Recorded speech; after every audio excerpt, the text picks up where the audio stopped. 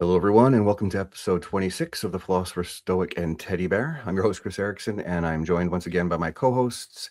Co-host Peyman Askari. JP will not be joining us today. Today we have a special show for you. We're going to start off. We're going to be taking a look just at the global, kind of like we usually do, describe the train wreck, and then we're going to get into kind of offering a bit of a solution or one of the solutions with Toto. And so we're honored to have Jonathan Bahai as our guest today, and Tom Marazzo will be assisting with technical support on that side. Jonathan, welcome. Give us a little bit of a background on yourself, up to Toto, and then we'll get into a little bit of a roundtable as far as where Canada is and where we might see things going. So thank you for being with us today. The floor is yours, sir. You're muted. Oh, sorry. Thank you very much. There you go. Very happy to be here. Yeah, so a bit about myself. I'm an entrepreneur. I've been in the tech space for over 25 years, and primarily since about 2014, I've been quite active in the blockchain space. And it's mostly for what blockchain can do in regards to decentralized governance and things like that. I was involved with a number of blockchains that really pioneered all those concepts. And yeah, so then, of course, come 2020, things go topsy-turvy, and my business kind of takes a hard hit. And I'm like looking around at what's going on in the world, and I'm like, this is not right. Something's got to change. So easy way to put it. But basically, after 2020, though, and then the convoy, I saw how Canadians were so lost. Like they wanted to be able to do something, but they couldn't. But everything they were doing was just so ineffectual.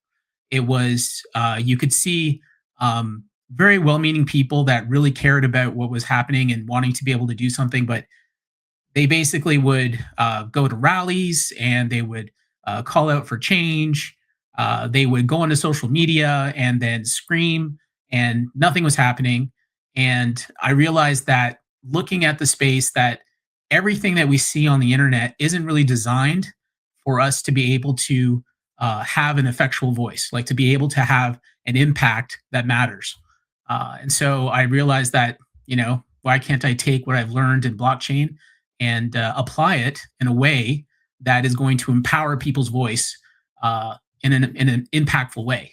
So over the course of the last couple of years, that's how Toto was born. So basically, I studied a lot in regards to the history of how communities came together, how is it that we could have real impact in regards to each individual. I myself, in terms of principle, I'm nonpartisan in politics. That's just part of being a Bahai.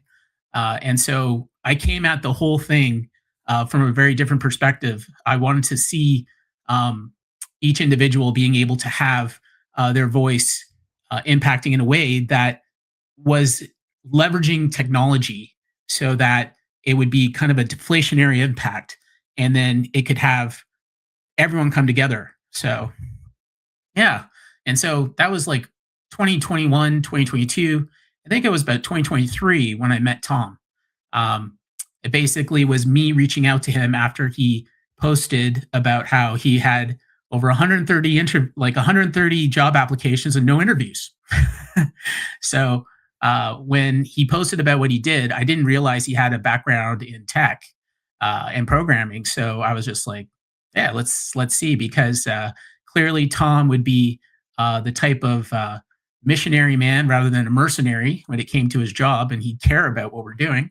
And so I can remember actually when I showed him what we were doing, he was just absolutely floored. He loved it right away. So yeah, I came onto the team, and then we've been working together ever since.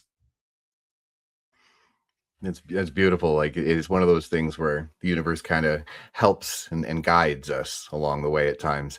Yeah, it's one of those things. Like, I'll give the audience a bit. I've kind of got a bit of understanding of what Toto is, and for me, it's one of those things where we always do complain about, what do we do? What do we do? How do we get involved? So I look forward to the second segment there where we can get into the meat a little bit. So thank you for that, Jonathan.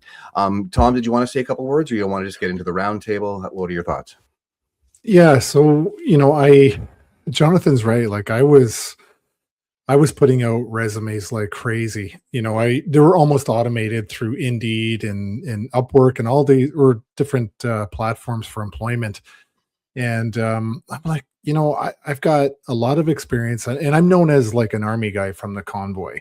But when I retired from the army 10 years ago, 5 weeks later after retirement, I was sitting in a classroom in doing a degree in software development, and my new peer group were a bunch of 17-year-old kids living in their parents' basement kind of thing. And I gotta say it was humbling because I constantly got my ass handed to me by these young guys and girls. And but I stuck with it. I did the degree, but I knew for me, eventually what I wanted to do is I actually wanted to get into teaching. And so I was doing that. Obviously, the pandemic came along. I was teaching in the AI program at Georgian College. I don't have to tell the rest of that story. People know, I think. But all of a sudden, I'm unemployed. And a few months later, my house is sold. I've relocated, and the convoy comes along. And then, in terms of employment after that, it was almost like I became radioactive and just couldn't even land a simple interview. The only thing I got maybe 10% of the time was a rejection letter if I was lucky.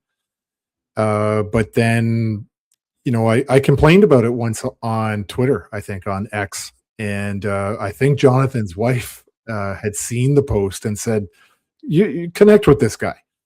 And so I have her to thank for this. But yeah, like I've been on the team for over 18 months now, and we've taken this project in a bunch of really exciting places, but the core principle is still the same.